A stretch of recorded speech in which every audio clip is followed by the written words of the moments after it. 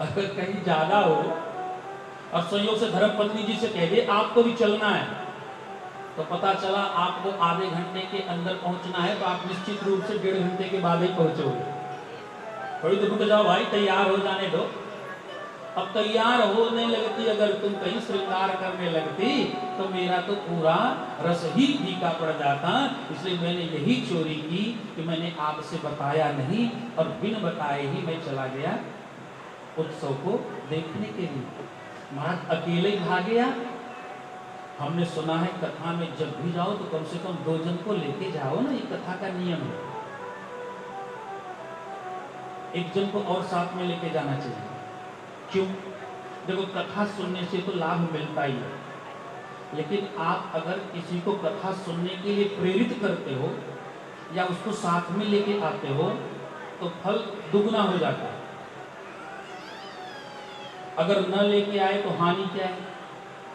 देखो मान लो आप कथा सुनने के लिए आए, ठीक है, कथा सुनने में मन लगा तब तो फल मिलेगा, और कथा सुनने में मन नहीं लगा तो फल नहीं मिलेगा। लेकिन अगर आप जिसको साथ में लेके आए हो वो अगर ध्यान से कथा सुन लेगा तो निश्चित रूप से उसके जो पुण्य का फल होगा उसमें से 1-2% तो आपको मिल ही जाएगा ना जी। अच्छा थोड़ा सा छोटा सा दृष्टांत देता हूं कैसे मिल जाएगा। आपने देखा है ना वो जो कोई जीवन बीमा के एजेंट होंगे तो हमें हृदय से क्षमा करेंगे, तो जीवन बीमा के एजेंट को देखा ना आप लोगों ने। अगर उनको पता चल जाए कि फला व्यक्ति कमाई धमाई थोड़ी बढ़ गई है तो सैकड़ों चक्कर काटते हैं। अरे महाराज ये वाली पॉलिसी लो, ये वाली पॉलिसी लो, इसमें इतना रिटर्न मिलेगा, इसमें इतना आपको रिजर्व मिलेगा, ये इतना पहले इतना बाद में समझा बुझा करके और वो जीवन बीमा कर ही देगा। अच्छा वो इतना क्यों परेशान है बेचारा? रुपया आप लगाओगे, रुपया आपको मिलेगा, वो बेचारा क्यों परेशान है? वो बेचारा इसलिए परेशान है क्योंकि उसमें से 1-2% उसको मिलेगा। अच्छा जीवन बीमा कंपनी को देखा आपने, LIC को? LIC का लोगो आपने ध्यान से देखा है? LIC के लोगो में लिखा हुआ योगक्षेमम वहाम्यहम्। इसका अर्थ क्या है? जो अप्राप्त है उसे प्राप्त कराऊंगा और जो प्राप्त है उसकी सुरक्षा करूंगा, यही ना लोगों का। अच्छा ये बात किसने कही? ये बात जीवन बीमा कंपनी ने कही? नहीं साहब, ये बात जीवन बीमा कंपनी नहीं कही है, ये बात भगवान श्री कृष्ण कह रहे हैं गीता में, योगक्षेमम वहाम्यहम्। आप विचार करो, भारतीय जीवन बीमा कंपनी जब भगवान के वाक्य को लेकर के इतना हमको देती है तो जिसने ये वाक्य कहा है वो कितना देता होगा इसका अंदाजा लगाना बड़ा कठिन है। भागवत कथा में प्रसंग आता है, जब भागवत कथा आरंभ होने की बारी आई तो भृगु संबोध्य चानयत। महाराज भृगु जी क्या कर रहे हैं? भृगु जी कथा सुनने के लिए नहीं दौड़े। भृगुर वशिष्ठ च्यवन स्वरत्वा नरिष्ठनेमि भृगुरंगिराश्च रामस्तथादाधिसुतश्च शाकलो मृगंडपुत्रात्रिजपटफलादः। ये ऋषि हैं सब दौड़े हैं, लेकिन भृगु जी रास्ते से मुड़ गए। क्यों?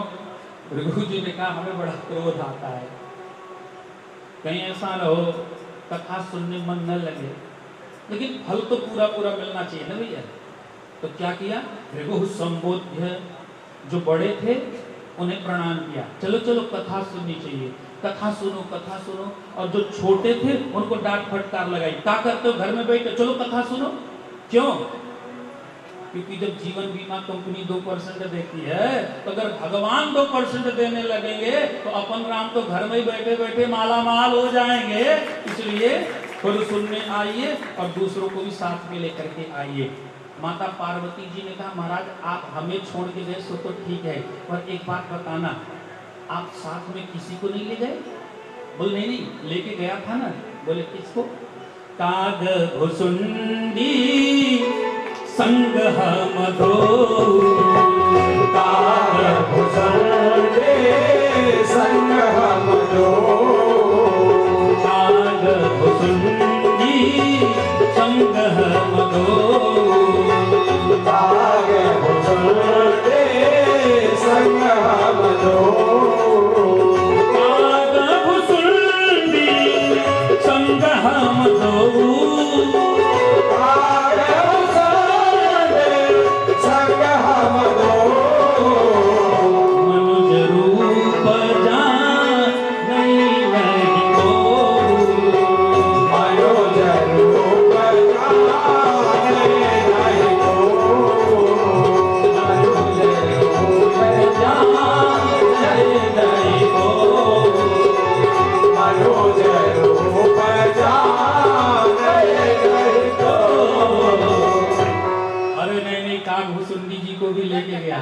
तो बोले महाराज ऐसे ही गए थे आप, जैसे आपका स्वरूप है। करालम महाकाल कालम कृपालम गुणागार संसार पारम न तो हम। ये जो आपका स्वरूप है, ये विकराल स्वरूप, ये लंबी लंबी जटाएं, नागों की माला, बिच्छू के कुंडल, चिता भस्म कृतस्नानम, चिता की राख लपेट के गए थे। बोले नहीं, मनुज रूप जानई नहीं को, मनुज रूप जानई नहीं। हम और कागभुसुंडी जी गए तो मनुष्य के रूप में गए थे, हमें कोई पहचान नहीं सका देवी। तो देवी हम तो चले आए, लेकिन कागभुसुंडी जी अब भी वहीं पे डटे रह गए और उन्होंने कहा हम तो पूरी बाल लीला देख के जाएंगे। कि कागभुसुंडी जी ने कहा ना, बीते कल्प सप्त अरु बीसा, रामचरितमानस के उत्तरकांड में कागभुसुंडी जी कह रहे हैं बीते कल्प सप्त अरु बीसा, 27 कल्प। अर्थात कागभुसुंडी जी कहते हैं मैंने 27 बार रामावतार देखा है और 27 बार हमने भगवान के बाल चरित्र को देखा है। तो कागभुसुंडी जी हैं। भगवान शिव के बारे में पार्वती मैया पूछती हैं, महाराज एक बात बताना, आपको दर्शन कैसे मिला? बोले बड़ी भीड़ थी वहां पे, दशरथ द्वारे भीड़ भई भारी, बहुत भीड़ थी वहां पे। बोले तो दर्शन करने का अवसर कैसे मिला आपको? बोले दर्शन करना थोड़ा कठिन था, लेकिन हमने भी थोड़ा सा कुछ किया। बोले क्या किया? अवध में एक ज्योतिषी आयो, अवध में एक ज्योतिषी आयो, बूढ़ो बड़ो प्रामाणिक ब्राह्मण, बूढ़ो बड़ो प्रामाणिक ब्राह्मण, शंकर नाम धरायो, अवध में एक ज्योतिषी आयो। बोले हम गए वहां पे ब्राह्मण वेश धारण कर लिए, खूब बढ़िया मोटा मोटा साफा बांध लिए और चारों तरफ हल्ला मच गया। अवध में एक ज्योतिषी आया है। ज्योतिषी जी आए? बोले हाँ। बोले ज्योतिषी जी क्या करते हैं? बोले ज्योतिषी जी जन्म पत्री बनाते हैं। मैया को जब पता चला, कौशल्या मैया को, यहाँ ज्योतिषी जी आवे जन्म पत्री बनावे, जन्म पत्री कैसे बनाएंगे? बोले मैया हम हाथ देख करके जन्म पत्री बना देते हैं। मैया ने कहा हाथ देखेंगे तो आप लाला के मुख भी देख लेंगे। बोले मैया तो परेशानी क्या है? बोले अगर काऊ माए लाला को नजर लग गई तो? शंकर जी ने सोचा इतना स्वरूप बनाया, सब कुछ किया, यहाँ पर आया, लेकिन अब तो मैया जो है दर्शन ही नहीं देना चाहती। मैया ने कहा देखो बाबा हाथ तो नहीं दिखा सकते।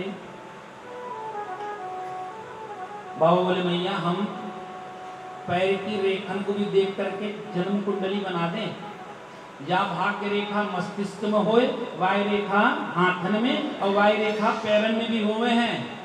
अच्छा बाबा आप तो बहुत बड़ो विद्वान नहीं करो। अरे मैया हम पक्को पंडित हैं, खड़िया पलटन ना है। तो बाबा पैरन को रेखा देख करके बनाए गए जन्म कुंडली। तो पैरन की रेखा देख करके और जन्म कुंडली बनावे की बारी आ गई। मैया तेरा लाला बड़ा पराक्रमी होगा। अच्छा बाबा बड़ा यशस्वी होगा। अब मैया प्रसन्न हो गई। अरे मैया ये बड़ा सुख देगा, बड़ा सुंदर होगा, बड़ा सौम्य होगा, बड़ा सहनशील होगा। कहते कहते भगवान शंकर रुक गए। मैया ने पूछा बाबा आगे बोलो। बोले मैया एक महात्मा जी आएंगे और आपके लाला को लेके चले जाएंगे। मैया शांत हो गई, ऐसी बात मत करो, महात्मा जी लेके क्यों जाएंगे? अच्छा दुनिया में और चाहे कुछ कहो वो माताएं सहन कर लेंगी, लेकिन मैया को अगर बता दो कि बेटा महात्मा बनने वाला है तो वो सहन नहीं होता है। एक मैया एक व्यास जी के पास गई। बाबा बाबा बोले कहाँ बात है? बोले हमारा लाला बहुत पूजा पाठ करे हैं, परेशानी क्या है मैया? बोले परेशानी आगे चलकर तो मान लाला महात्मा न बन जाए। बाबा बोले मैया आगे चलकर के डाकू न बन जाए, इससे डरो। महात्मा बन जाएगा तो अच्छी बात है ना। अरे महात्मा बन गया, यस्मिन् कुले वैष्णव नामधेयम्, यस्मिन् कुले वैष्णव नामधेयम्, कुलं पवित्रं जननी कृतार्था, वसुंधरा भाग्यवती च तेन।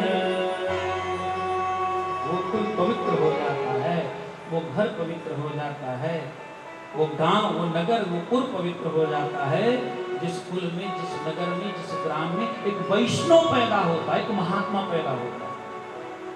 और वैष्णव जानते हैं ना, वैष्णव जन तो तेने कहिए, पीर पराई जानो रे।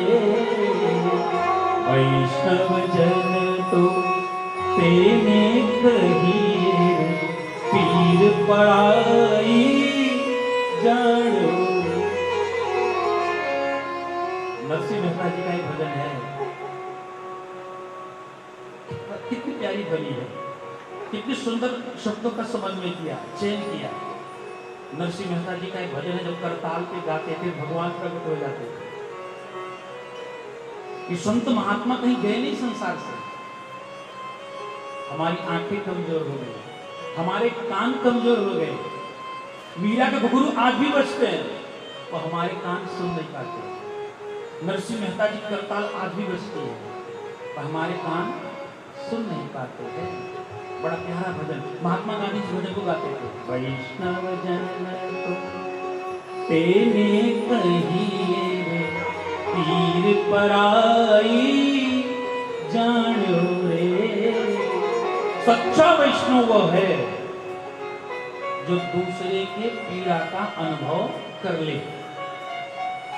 या और सीधा सा सूत्र दे, गोस्वामी जी ने सच्चे वैष्णव का स्वरूप बतलाया। सिया राम मैं सब जग जानी, सिया राम मैं सब जग जानी। करऊं प्रणाम जोरी जुग पानी, करऊं प्रणाम जोरी जुग पानी। सिया राम मैं सब जग जानी, सिया राम मैं सब जग जानी।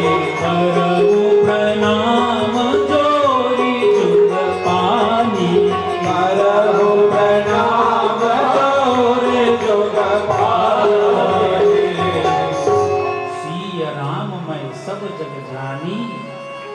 सच्चा वैष्णव वो है जो संसार के प्रत्येक जीव में श्री सीताराम जी का दर्शन करता है, वो सच्चा वैष्णव है।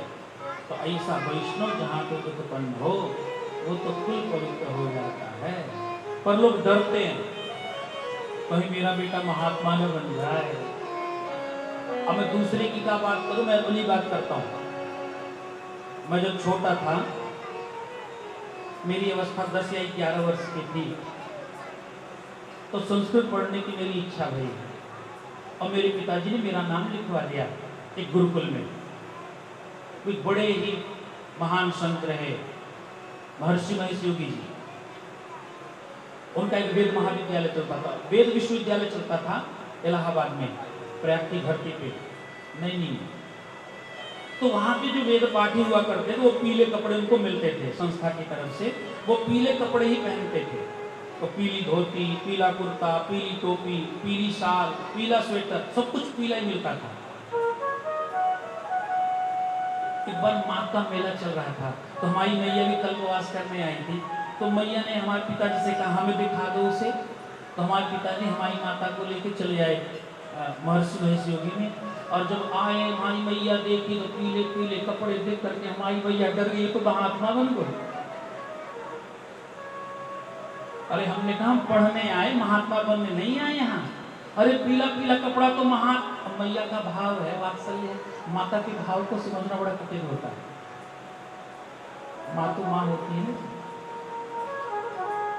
माता की दृष्टि में पुत्र कोई बड़ा होता ही नहीं, वो हमेशा छोटा ही रहता है। पुत्र चाहे जितना अपने आप को बड़ा समझे, और मैया तो बड़ी, मैया तो हमेशा यही छुपी ना, हमारा बेटा बड़ा छोटा है, मैया को हम बहुत समझाने का प्रयास करें। मैंने हम महात्मा बनने नहीं आए, हम विद्यार्थी हैं यहाँ के। मैया बोली ना तो महात्मा बन दो। आज भी मैं जब पहुंचता हूँ कुछ दिनों के बाद, 2-4 महीने के बाद घर, तो हमारी मैया यही कहती, कार्य कुछ खाता पीता नहीं, कर छोट दुबला पतला होता जा रहा है। हम कहते मैया हर महीने कपड़े नए सिलवाते हैं, तो कह रही है दुबले पतले होते जा रहे हैं। तो माता का भाव ही ऐसा कुछ होता है। बाबा जी ने कहा एक महात्मा जी आवेंगे और आएंगे तुम्हारे लाला को लेके जाएंगे। मैं बोली बाबा ऐसा मत बोलो, हमारा लाला हमसे दूर क्यों होगा? बोले मामा जी आएंगे लेके जाएंगे। बोले बाबा दक्षिणा कम हो तो और बताओ, दक्षिणा और दे दूं, पर ऐसे संभाषण मत करो। भगवान शंकर कहते सुनो, महात्मा जी आएंगे तुम्हारे पुत्र को लेके जाएंगे, लेकिन साथ में तुम्हारी बहू भी लेकर के आएंगे। और जैसे ही सुना कि महात्मा जी बहू भी लेकर के आएंगे तो मैया खुश हो गई। तो सियावर रामचंद्र की। अब भगवान भोलेनाथ जी कहते हैं इस तरह से ज्योतिषी बन करके मैं अयोध्या की गलियों में खूब घूमा करता था। ओम नमः शिवाय, हरि ओम नमः शिवाय, ओम नमः शिवाय, हरि ओम नमः शिवाय, ओम नमः शिवाय, हरि ओम नमः शिवाय, ओम नमः शिवाय, हरि ओम नमः शिवाय, ओम नमः शिवाय, हरि ओम नमः शिवाय, ओम नमः शिवाय, हरि ओम नमः शिवाय, ओम नमः शिवाय, हरि ओम नमः शिवाय। ओम नमः शिवाय, हरि ओम नमः शिवाय। आज अयोध्या की गलियों में नाचे योगी मतवाले। आज अयोध्या की गलियों में नाचे जोगी मतवाला। आज अयोध्या की गलियों में नाचे योगी मतवाला। आज अयोध्या की गलियों में नाचे योगी मतवाला। अलग निरंजन खड़ा उतारे, देखूंगा दशरथ लाला। अलग निरंजन खड़ा पुकारे, देखूंगा दशरथ लाला। आज अयोध्या की गलियों में नाचे योगी मतवाला। आज अयोध्या की गलियों में नाचे योगी मतवाला। जय हो, हर हर महादेव। आलोक निरंजन।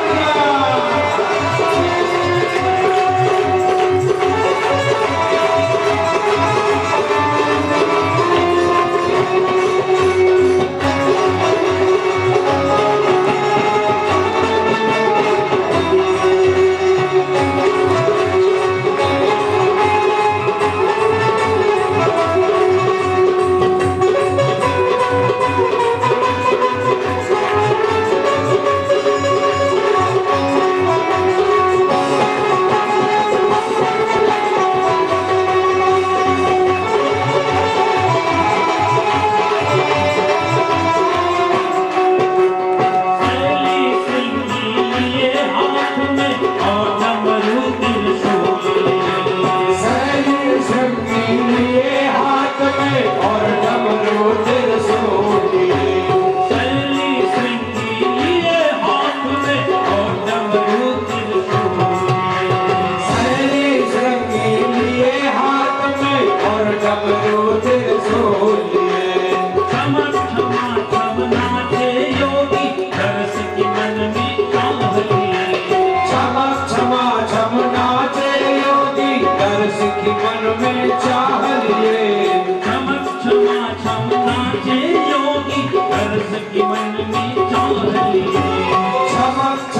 छम नाचे जोगी दर्श की मन में चाह लिए पग में घुंघरू छम छम बाजे, पग में घुंघरू छम छम बाजे घर में जपते हैं माला, घर में घुंघरू छम छम बाजे घर में जपते हैं माला अयोध्या की गलियों में आके योगी मतवाला, आज अयोध्या की गलियों में आके योगी मतवाला जय हो।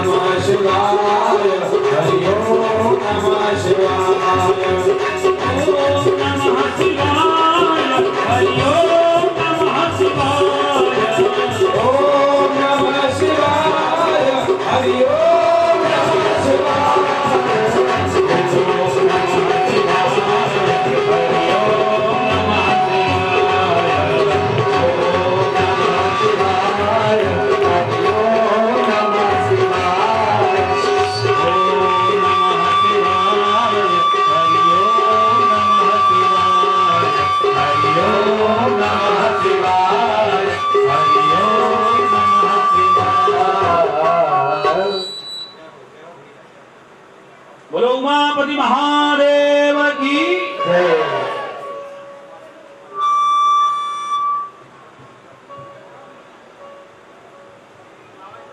राधे। बोलो सियावर रामचंद्र की राधे राधे।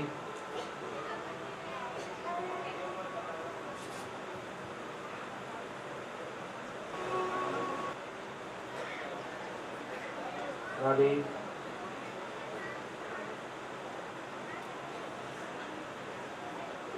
करते हैं और आगे की कथा माता पार्वती को सुनाते हैं। पार्वती नाम करण कर अवसर जाने,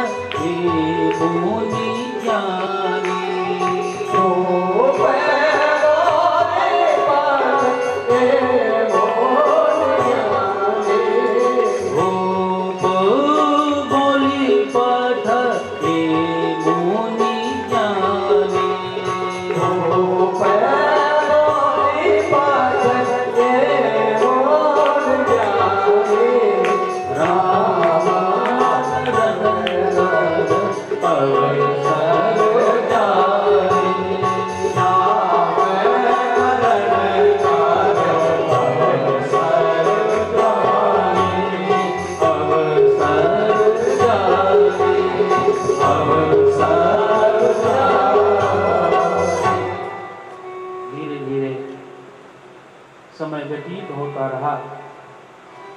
उत्सव आदि में सब लोग आनंद ले रहे थे। नामकरण का अवसर आ गया। बालकों का नामकरण होना चाहिए। ये संस्कार समय समय से होते रहने चाहिए। 16 संस्कारों की व्यवस्था हमारे यहाँ सनातन धर्म में बतलाई गई है, जिसमें गर्भाधान से लेकर के अंत्येष्टि संस्कार तक आता है। गर्भाधान, पुंसवन, सीमन, जातकरण, नामकरण संस्कार की बारी है। नामकरण संस्कार की विधि ये है, किसी योग्य विद्वान आचार्य को बुला के, पुरोहित को बुला के, गुरु को बुलवा करके नामकरण करवाना चाहिए। आजकल लोग नाम रखते समय ये विचार नहीं करते कि नाम का अर्थ क्या होता है। नाम छोटा होना चाहिए, नाम ओजपूर्ण होना चाहिए, नाम तेजपूर्ण होना चाहिए। कोई अगर ज्योतिषी आता है, विद्वान आता है, तो ग्रह नक्षत्रों के आधार पर विचार करके नामकरण करेगा। और मान लीजिए अगर किसी ज्योतिषी को आप नहीं बुलाते, किसी विद्वान को नहीं बुलाते, आप बुलाने की श्रद्धा न हो, शक्ति न हो, सामर्थ्य न हो, तो एक छोटा सा उपाय बताते हैं आपको नामकरण कैसे करना चाहिए। अगर आप नामकरण करना चाहते हैं तो थोड़ी सी बात को ध्यान में रखें।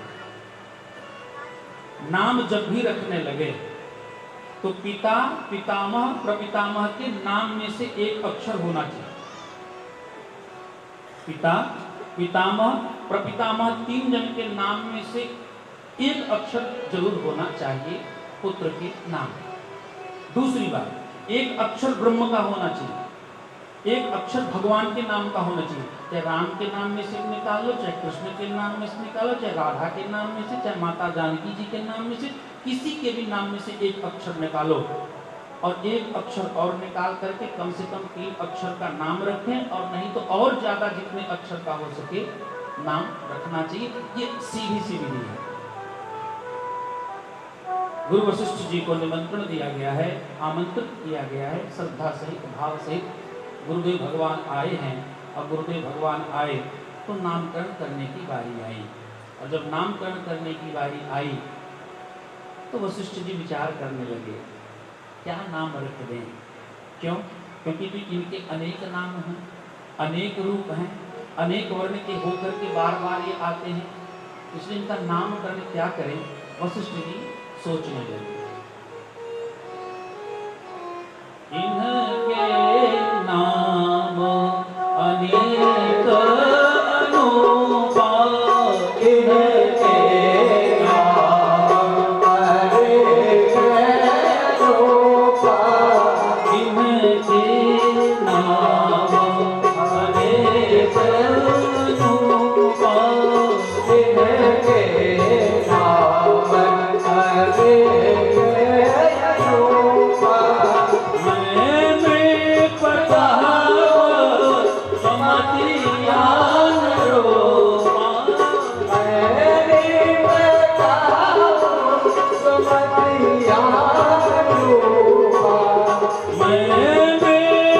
पता समतियान रूपा, मैंने पता समतियान रूपा, मैंने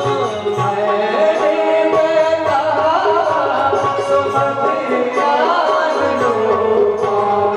इनके नाम अनेक अनूपा, इनके नाम अनेक अनूपा, अनेक अनूपा, अनेक अनूपा। वशिष्ठ जी ने खूब सोच विचार करके बोलना आरंभ किया। इनके नाम अनेक अनूपा, इनके अनेक नाम हैं, ये अनेक वर्णों से जाने जाते हैं, लेकिन मैं अपने अनुसार, अपनी बुद्धि के अनुसार, अपनी मति के अनुसार इनका मैं एक नाम रखना चाहता हूं, क्योंकि ये आगे चल करके समस्त संसार के जीवों को सुख प्रदान करेंगे, समस्त जीवों को ये सुखी करेंगे, सबको आनंद प्रदान करेंगे। इसलिए मैं इनका नाम रखता हूं केवल 2 अक्षर का, इनका नाम है राम। बोलो सियावर रामचंद्र की। जैसे ही राम नाम रखा है, वैसे सभा में जितने लोग खड़े थे सब लोगों ने हाथ उठा करके जयकारे लगाए थे, जयकारे लगाए। राम कहने मात्र से आराम मिल जाता है, राम शब्द निकला मुंह से, राम एक आराम की अवस्था जैसी प्रतीति होती है। राम नाम निकला, बड़ा सुंदर नाम है महाराज। अब भरत जी की बारी आई, इनका भी नामकरण आप कर दीजिए। तो वशिष्ठ जी विचार करने लगे, इनका क्या नामकरण कर दूं। विचार करते करते देखा ये तो विष्णु के अंश से उत्पन्न हुए, इसलिए नाम रख दिया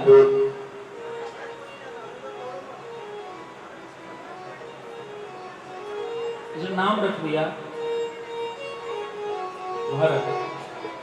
भरत का अर्थ क्या है? विश्व भरण पोषण कर जोई, विश्व भरण पोषण कर जोई, विश्व भरण पोषण कर जोई, विश्व भरण पोषण कर जोई, विश्व भरण पोषण कर जोई, विश्व भरण पोषण कर जोई। आकर नाम भरत अस होई, आकर नाम भरत अस होई, आकर नाम भरत अस होई, आकर नाम भरत अस होई। जो अखिल ब्रह्मांड के समस्त विश्व के जीवों का भरण पोषण करे उसे कहते हैं भरत।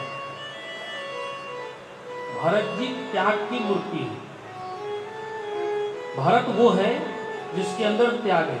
अच्छा ध्यान दें, भगवान का नाम रखा राम, और उनसे जो छोटे हैं उनका नाम रखा भरत।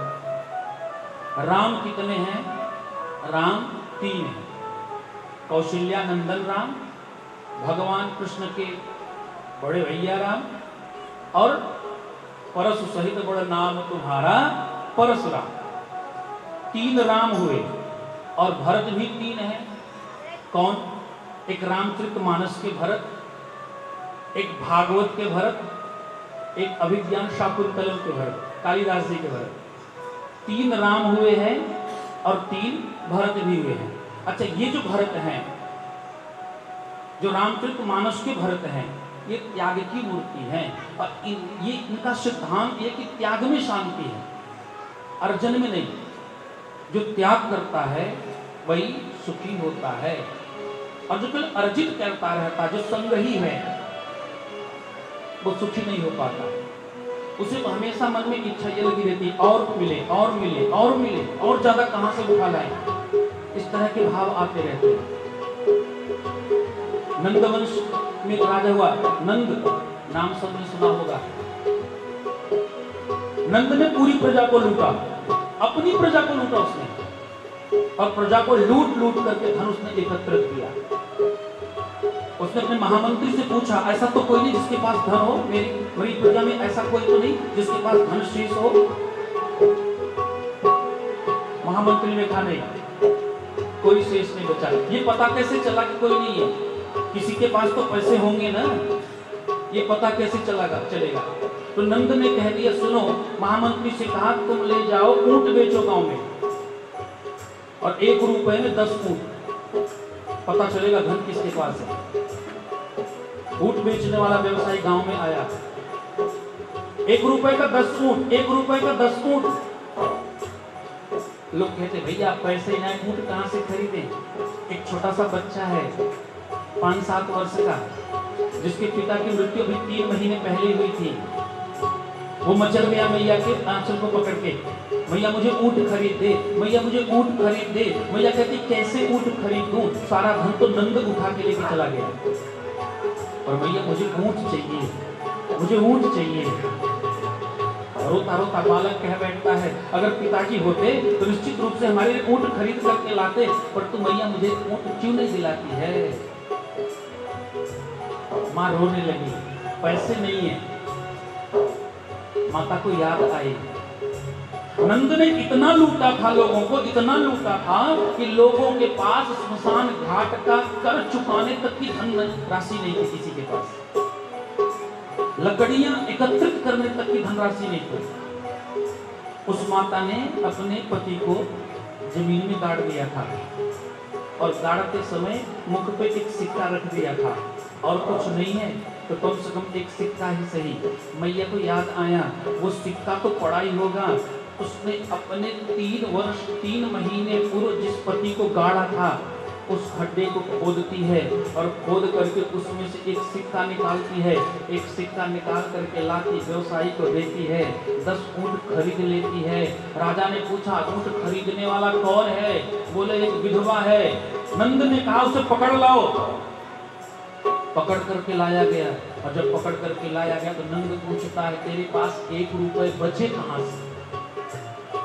उसने हाथ जोड़ करके निवेदन किया, अरे महाराज नंद आपने तो पूरा लूट लिया, अब तो कुछ शेष नहीं बचा, अब क्या चाहते हो आप? अरे 1 रुपए की बात करते हो? अरे रुपया मैंने कहीं संभाल के नहीं रखा था, अपने पति के लाश पे रख करके हमने खड्डे में गाड़ दिया था, उसी लाश में से सिक्का निकाल करके मैंने 10 ऊँट खरीदे। नंद ने कहा जितने लोग मरे हैं, जितने लोग गड़े हैं, सब लोगों के मुख पर 1-1 सिक्का है, पूरी धरती को खोद डालो और 1-1 सिक्का निकालो। नंद ने धरती खुदवा दी, 1-1 सिक्के निकलवा लिए और पूरा धन कहाँ रखा? समुद्र में, और समुद्र ने सब कुछ डुबो दिया और नंद अपना माथा पटक के मर गया। शांति त्याग में है, अर्जन में नहीं, संग्रह में नहीं है। और भरत जी कौन है? भरत जी त्याग की मूर्ति है। त्याग में शांति है। कोई त्याग को प्रधान मानता है, कोई संग्रह को प्रधान मानता है, कोई त्याग को प्रधान मानता है तो कोई संग्रह को प्रधान मानता है। 2 महात्मा थे, तकरार हो गई। एक कहता नहीं त्याग करोगे तो शांति मिलेगी, एक कहता नहीं धन जीवन जीने के लिए धन की आवश्यकता तो है ही। सबका अपना अलग अलग सिद्धांत है। धन की आवश्यकता है जीवन जीने की। अगर धन की आवश्यकता न होती तो हमारे ऋषि मुनि महर्षि श्री सूक्तम क्यों लिखते? हमारे ऋषियों ने श्री सूक्त की व्यवस्था क्यों की? श्री सूक्त का पाठ करोगे धन आएगा। अगर धन की आवश्यकता जीवन में न होती तो लक्ष्मी सूक्त क्यों लिखा जाता? अगर जीवन में धन की आवश्यकता न होती तो वेदों में वो एक स्तोत्र होता है ना जो हमारा तबला वाला भैया आजकल पाठ करता है, कनकधारा स्तोत्र।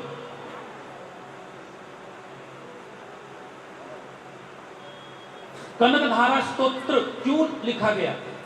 पाठ करो धन बरसेगा। ये व्यवस्थाएं क्यों बनी है? जीवन जीने के लिए धन की आवश्यकता है, धन होना चाहिए, पर धन पर आसक्ति नहीं होनी चाहिए। एक महात्मा कहता है जीवन जीने के लिए त्याग चाहिए, दूसरा कहता है जीवन को सुख में जीने के लिए धन की आवश्यकता पड़ती है। दोनों महात्मा एक नदी के किनारे खड़े थे। एक कहता है अब जाओ पार, नाव पे चढ़ना पड़ेगा। बोले हाँ चढ़ेंगे। तो दोनों महात्मा नाव पे चढ़ गए। दोनों महात्मा जब नाव पे चढ़े तो एक के पास पैसा था, दूसरे के पास पैसा नहीं था। जो ये कहता था त्याग से शांति मिलती है, उसके पास पैसे नहीं थे। और जो कहता नहीं जीवन जीने के धन चाहिए, उस महात्मा के पास पैसे थे। तो बड़े अभिमान में आके उसने कहा चलो हम तुम्हारी भी उतराई दे देते हैं, देखो धन की कितनी उपयोगिता है जीवन में। त्यागी महात्मा ने कहा देखो तुमने त्याग किया ना, तब तो शांति मिली ना। अगर तुमने मेरे लिए 1 रुपए का त्याग न किया होता तो बताओ हम दोनों जन कैसे यहाँ नदी के बीचों बीच वार्तालाप करते रहे होते। इसका मतलब ये है कि त्याग में शांति है और त्याग से शांति मिलती है, ऐसा भरत जी का सिद्धांत है। भरत जी का नामकरण हुआ, पूरी सभा ने जोर से जयकारा लगाया, बोलो भरतलाल जी की। अब बारी आती है लक्ष्मण जी, लेकिन लक्ष्मण जी का नामकरण बाद में हुआ और शत्रुघ्न जी का पहले हो गया। जाके सुमिरन तेरी पुनासा, जाके सुमिरन तेरे पुनासा, जाके सुमिरन तेरी पुनासा, जाके सुमिरन तेरे पुनासा, जाके सुमिरन तेरी पुनासा, जाके सुमिरन तेरे पुनासा, नाम शत्रुघ्न वेद प्रकाशा, नाम शत्रुघ्न वेद प्रकाशा, नाम शत्रुघ्न वेद प्रकाशा, नाम शत्रुघ्न वेद प्रकाशा। जाके सुमिरन तेरी पुनासा, नाम शत्रुघ्न वेद जिनका नाम स्मरण करने मात्र से शत्रु नष्ट हो जाते हैं। हमने आपसे भी कथा के माध्यम से निवेदन किया था, आप कोई युद्ध बता सकते हो जिसको शत्रुघ्न जी ने अकेले लड़ा हो? कोई एक ऐसा युद्ध बताओ जिसको अकेले लक्ष्मण जी लड़े, अकेले शत्रुघ्न जी लड़े। ऐसा कोई युद्ध नहीं है, एक ही युद्ध है जो मथुरा में आकर के शत्रुघ्न जी लड़ते हैं मधु नामक दैत्य के साथ, जिसने मथुरा नगरी को बसाया था। और उसमें भी भगवान राम ने उन बाणों को देकर के भेजा था जो रघुकुल के बड़े ही सशक्त बाण थे, जिसका उपयोग भगवान राम जी ने राम रावण युद्ध में नहीं किया था, उन बाणों को देकर के शत्रुघ्न को विदा किया था। और उन बाणों का जब प्रयोग करते तब मधु नामक दैत्य के ऊपर शत्रुघ्न जी विजय प्राप्त करते हैं। और वशिष्ठ जी कहते जाके सुमिरन तेरी पुनासा, शत्रुओं का दमन करने वाले। बोले सच में शत्रुओं का दमन शत्रुघ्न जी करते हैं, पर बाह्य शत्रुओं का नहीं। बोले फिर? बोले आंतरिक शत्रुओं का, जो अंदर के शत्रु होते हैं, काम क्रोध मद मोह आदि, ये जो आंतरिक शत्रु हैं, इनका वध श्री शत्रुघ्न लाल जी करते हैं। राम जी तो निशाचरों को मारने के जंगल में निकल गए, पर मैं घर में बैठी थी मंथरा। मंथरा कौन है? मंथरा है लोभ। ध्यान रखना, गोस्वामी तुलसीदास जी ने बड़ी सुंदर बात कही है। रावण कौन है? काम है। कुंभकर्ण कौन है? अभिमान है। हनुमान जी ने रावण से कहा था ना, त्यागहु तम अभिमान, सुंदरकांड में। इस तमरूपी अभिमान का त्याग कर दो, तुम्हारा उद्धार हो जाएगा। तो काम और अभिमान को भगवान राम मार सकते हैं, पर लोभ को मारना बड़ा कठिन है। लोभ को तो हमारे शत्रुघ्न भैया ही मार सकते हैं, इसे नाम रखा शत्रुघ्न। वो शत्रुघ्न लाल की जय। सभा ने जोर से जयकारा लगाया। और अब बारी आती है लक्ष्मण जी की।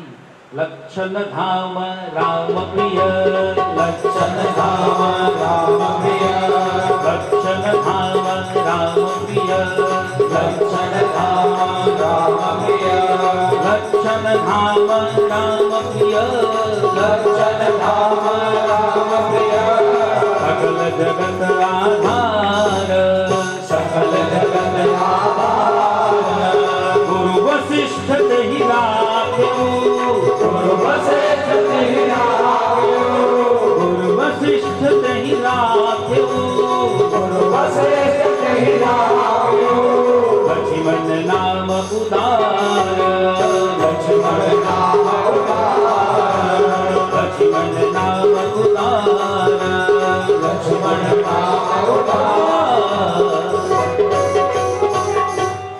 लक्षण धाम राम प्रिय, सकल जगत आधार, गुरु वशिष्ठ तेहि राख्यो। वशिष्ठ जी क्या कह रहे हैं? लक्षण धाम, इनके अंदर अनेक प्रकार के लक्षण हैं। राम प्रिय, ये राम जी को बड़े प्रिय हैं। कितने प्रिय हैं? दुनिया कहती है राम जी को सबसे प्रिय कौन है? बोले भरत जी। और वशिष्ठ जी क्या कह रहे हैं? नहीं, राम प्रिय, राम जी को बड़ी प्रिय हैं। सकल जगत आधार, पूरे संसार के आधार हैं ये। पृथ्वी कहाँ टिकी है? पृथ्वी टिकी है शेषनाग के फण पे। और लक्ष्मण जी कौन है? शेषावतार। वे सकल जगत आधार गुरु वशिष्ठ ही राखे लक्ष्मण नाम उदार। अच्छा, लक्ष्मण माने क्या होता? जिनका लक्ष्य एक हो, वो लक्ष्मण है। वशिष्ठ जी कहते हैं राम जी को प्रिय हैं लक्ष्मण जी भरत जी से ज्यादा। बोले ये बताना तो बड़ा कठिन है कि भरत जी से ज्यादा प्रिय है या कम प्रिय है। बोले फिर राम वन गमन हुआ तो राम जी भरत जी को लेकर नहीं जाते हैं, लक्ष्मण जी को साथ में लेकर के गए। प्रतीक्षा कर लेनी चाहिए कि भरत जी आ जाए तब लेकर के। अच्छा, वशिष्ठ जी ने नामकरण किया है, गोस्वामी जी ने जोड़ी बनाई, बड़ी सुंदर जोड़ी बनाई है। एक है राम और दूसरे हैं लक्ष्मण, और भरत जी के साथ कौन रहता है? शत्रुघ्न। राम जी का जो स्वभाव है वही स्वभाव भरत जी का भी है, राम जी का जो रंग है वही रंग भरत जी का भी है। भरत राम ही कई अनुहारी, सहसा लखिन सकहि नर नारी। एक बार कोई राम जी को देख ले और दोबारा वो भरत जी को देखे तो अंतर करना बड़ा कठिन हो जाता है, ऐसा वशिष्ठ जी कह रहे हैं। दोनों लोग एक वर्ण के हैं, दोनों लोग एक स्वभाव के हैं। अच्छा, दोनों लोग जब एक वर्ण के हैं, दोनों लोग एक स्वभाव के हैं, तो गोस्वामी जी ने अलग अलग क्यों कर दिया? राम जी के साथ लक्ष्मण जी को क्यों भेज दिया? देखो, भरत जी और राम जी जो हैं वो कुएं की भांति गंभीर है। एक खेत हो और उसमें एक बड़ा सा कुआं हो, और वो बड़ा सा कुआं अगल बगल के सारे खेतों को पानी दे सकता हो। अगर वो कुआं सबको जल दे सकता है तो उसके बगल में एक कुआं खुदवाने की आवश्यकता है क्या? नहीं है ना। अगर दूसरा कुआं खुदाओगे तो क्या फायदा? कोई लाभ है? कोई लाभ नहीं है। अच्छा, आवश्यकता क्या है? अगर एक कुआं है वो सुंदर शीतल सुमधुर स्वादिष्ट जल दे रहा है तो उसके बगल कुआं खुदवाने की आवश्यकता नहीं है, आवश्यकता है उसके बगल वृक्ष लगाने की।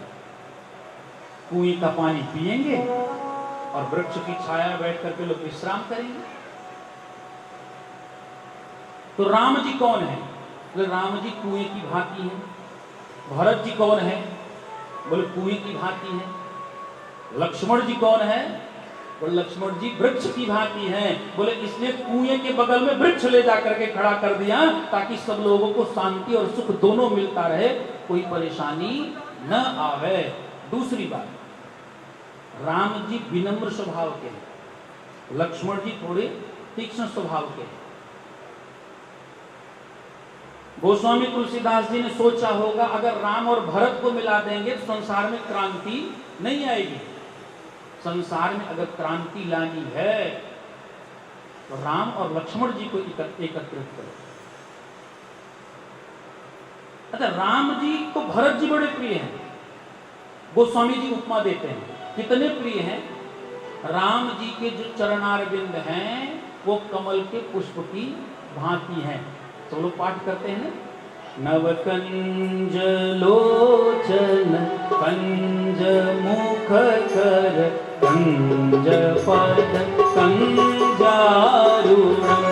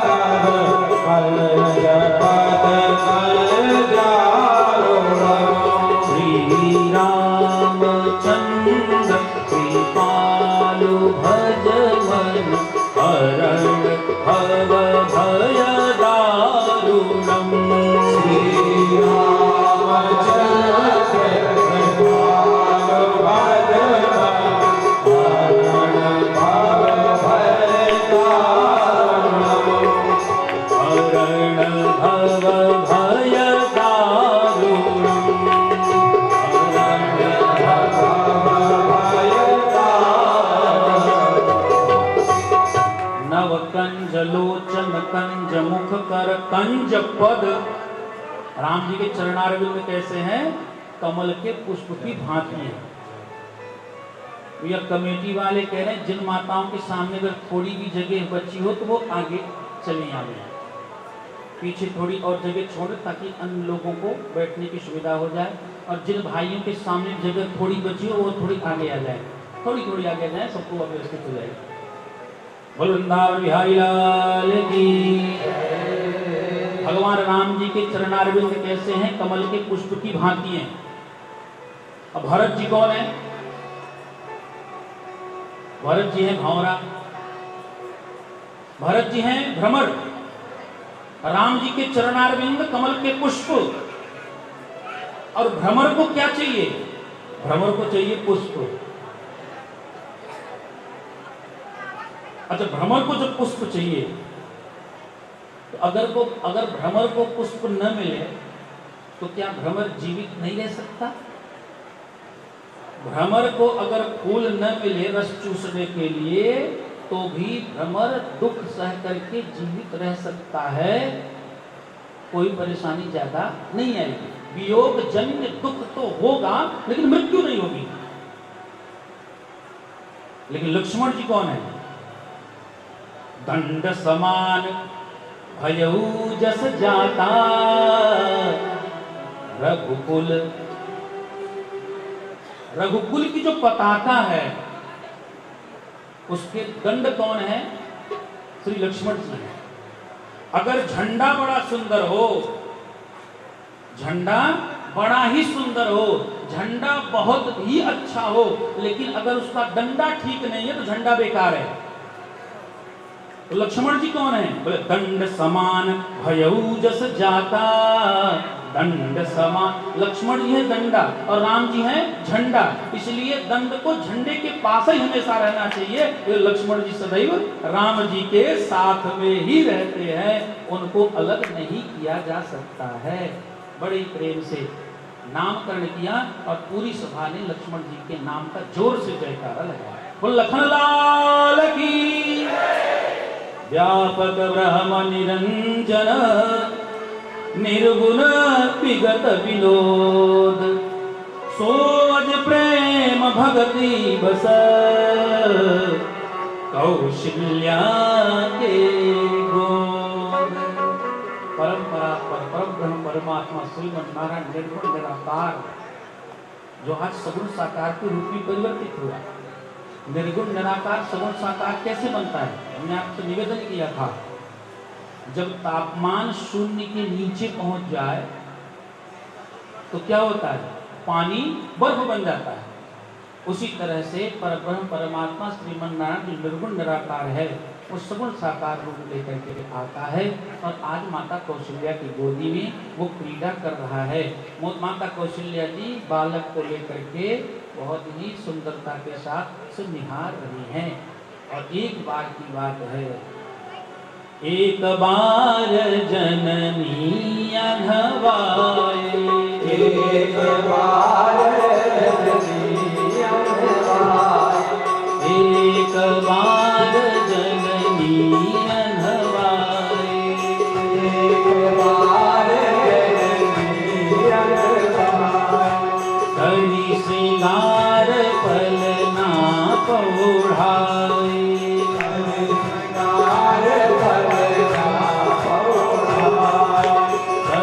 श्रृंगार पलना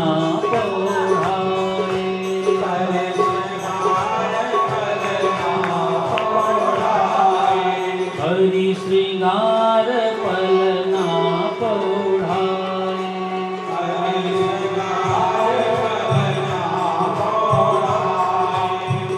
बोलो सियावर रामचंद्र की। मैया ने दिव्य श्रृंगार किया है, बड़ी सुंदरता के साथ श्रृंगार किया। और श्रृंगार करने के बाद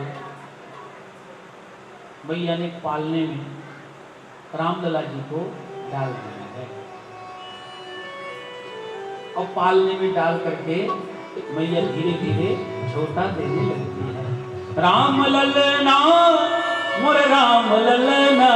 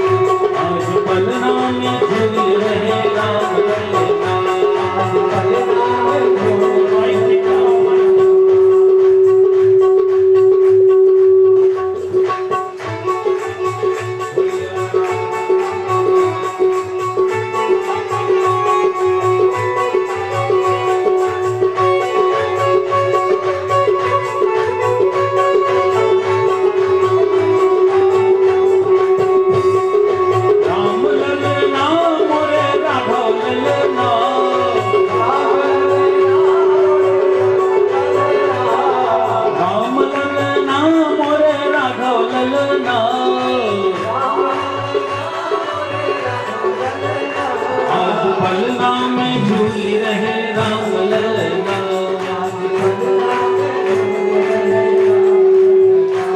बांके बिहारी लाल की। भैया खुद 2-5 मिनट रुक जाते हैं, आराम से सेट कर लो, खूब बढ़िया।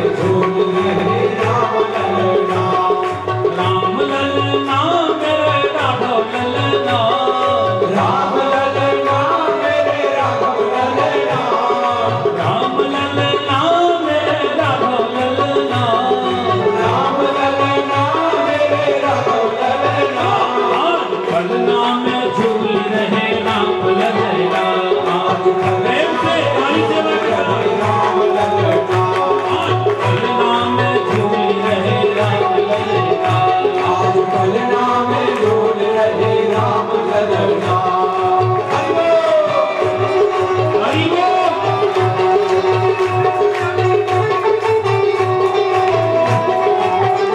हे हरि जय हो तेरी।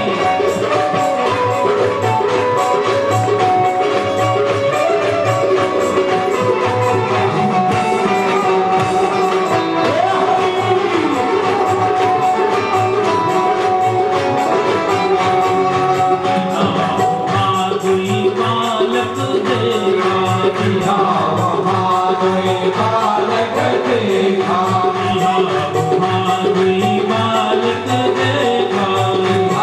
महादुई बालक देखा। मणि भंग मोर की आन भी देखा। मोर की मानव से जा, मणि भंग मोर की आन भी देखा। मोर की आनंद से जा। इनको झूलाओ सखी, इनको झूलाओ सखी।